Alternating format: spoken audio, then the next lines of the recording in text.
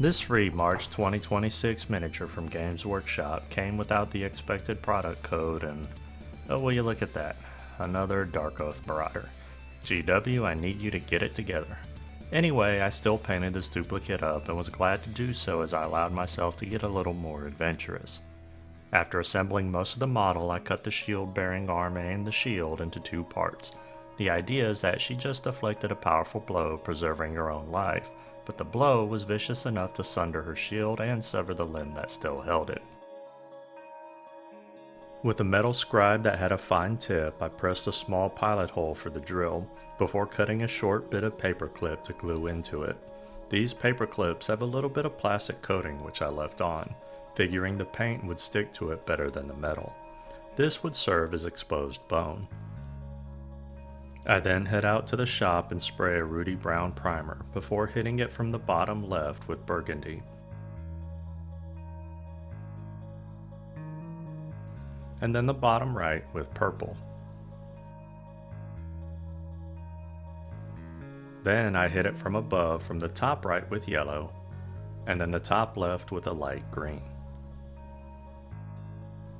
I finish up the airbrush work with a zenithal of a fleshy toned primer from directly overhead. I then head back inside to do some brush work, but before then, a quick word from today's sponsor. I'm just kidding. I barely got 1,000 subscribers at the time of this video. I ain't got no damn sponsors. But you can help that by clicking all of them good for me buttons, and it'll only cost you a few seconds of your time and less than 1 calories worth of effort. Once inside, I apply some Army Painter Speedpaints thinned with medium, using Crusader skin for the flesh, Fire Giant orange on the leather bits, and Noble skin for the hair and wood of the shield. After these are fully dry, I then apply another coat or two as needed, particularly for the flesh as the Crusader skin tone is very transparent.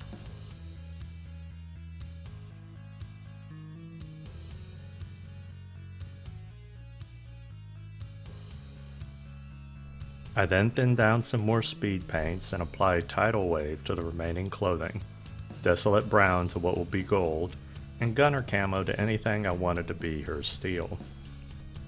Again, I apply these multiple times if I want a little darker or more saturated look.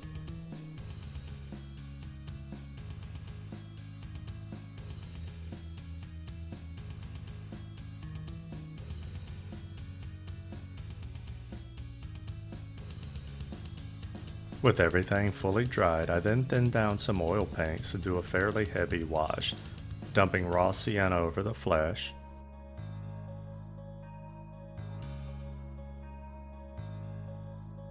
raw umber on the hair, wood, gold, and leathers, Payne's gray on the blue clothing, and Viridian on the steel.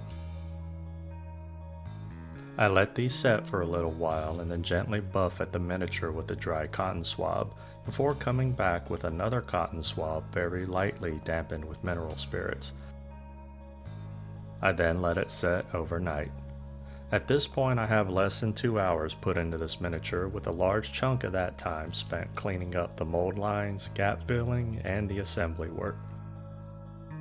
To help reduce the runtime of this video, I will be excluding some steps such as painting the gold elements, blue clothing, the hair, the wood, and the eyes. But as always, the full steps I followed and what paints I used will be shown in a spreadsheet excerpt at the end of this video. Starting with the highlights on the leather bits, I apply edge highlights and scratchy hatching lines using a peach tone. I then add scratchy hatching lines using raw sienna in the more shadowy areas. I then finish off the leather with the peach mixed with some off-white, and apply this as a broken edge highlight and shorter hatching lines, trying to add these where I thought the light would reach the most.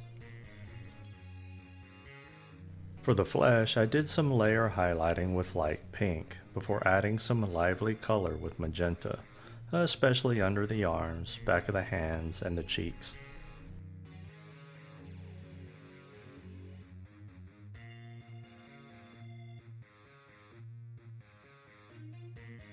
I then thinned down some more of the speed paint I used on the flesh previously, to help rein in the starkness of some of the highlighting.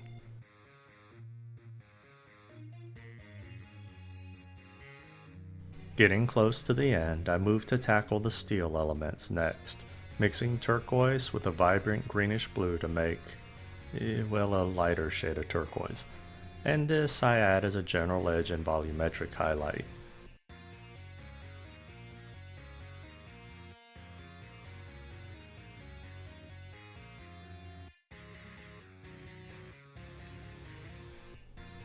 I then add a little bit of shading with black then to a glaze, and apply it over multiple passes, about 3 to 5 as needed, making sure that I allowed plenty of time for it to dry before coming back with another application.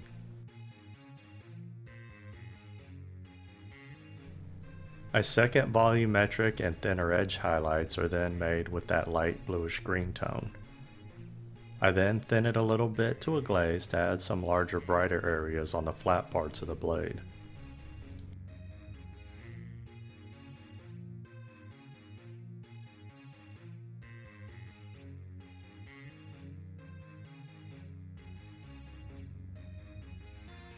I finish off the steel with one last highlight of that same bluish green tone mixed with some off-white as some finer scratches and thin edge highlights.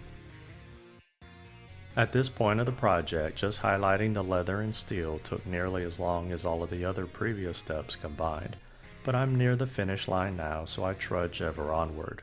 With the hot glue gun, I start to drop and stretch some hot glue in water, though careful not to dip the actual tip of the gun into the water.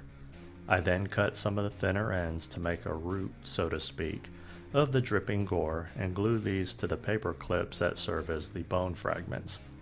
These were a little more difficult to position than I expected, and in retrospect I don't know why I didn't use fine tweezers. I got a couple sets of them within reach. But after some poking and prodding with the X-Acto knife, I was able to get them where I wanted. With a yellowish and off-white tone already on my palette, I base coat and highlight the little bit of exposed bones, before adding some dark and light reddish speed paints.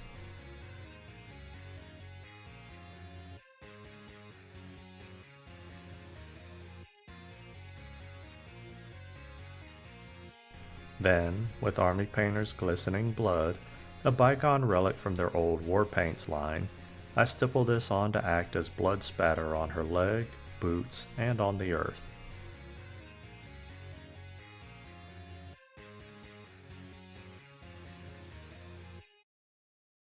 I then mix a couple of drops of red resin pigment with some Uhu glue and mix this up in something that I don't have to clean.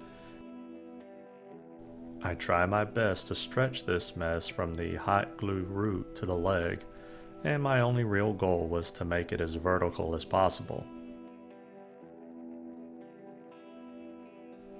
I then pushed my luck further and somehow managed to get a second strand parallel to the first. I can then black out the base and finally call it a night.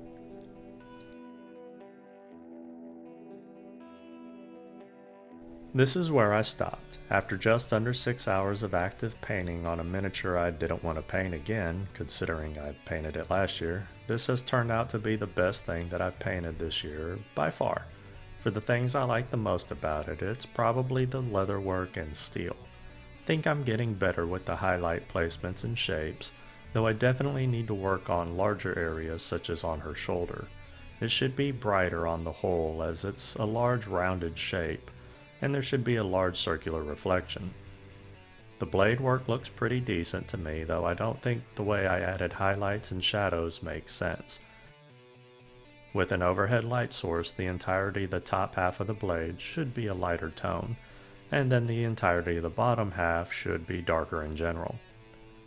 The flesh doesn't look bad, but the highlights need to be tapered off in places as a finer line, and the same with some of the highlights on the leather, such as on the shoulder pad. For what I dislike the most, the hair for one. The highlight placement isn't right at all, and more importantly, the face is too close to the tones of the leather and the hair, so the face almost disappears in a sea of similarity. I thought about adding some face paint or war paint, maybe a vibrant bloody red to really draw the attention, but I ultimately decided against it. For lessons learned, when it comes to Gore, I think I need to do 1 drop of the resin pigment, or maybe replace it entirely with something like a speed paint to tint the Uhu glue. After an hour or 2, it darkens significantly from when it's first mixed, and I'm not entirely sure if it's something that the Uhu glue is doing, if it's a problem with the pigment, or if it's a reaction between the two combining. I think it's also time to demote my fine brush to workhorse and break out another new brush for my best highlights. My current one doesn't hold a point all the time and it tends to flatten out into a blade pretty often, but I can still do a lot of basic work with it. I think this may account for a little of my inconsistency when trying to do fine hatching lines or tapering to thinner edges on the highlights. And that'll bring this video to its end. I hope you learned something or inspired to start your own collection of redundant free miniatures that you wished were something else, but can't really complain since, it didn't cost me anything. If you have any questions, feel free to ask, and if you like the content of this video and would like to see more, you can easily support the channel by liking, commenting, sharing, and subscribing. I'm Jim with Working with Miniatures. I'm truly grateful for your time, and I bid you a fond farewell. Until the next video.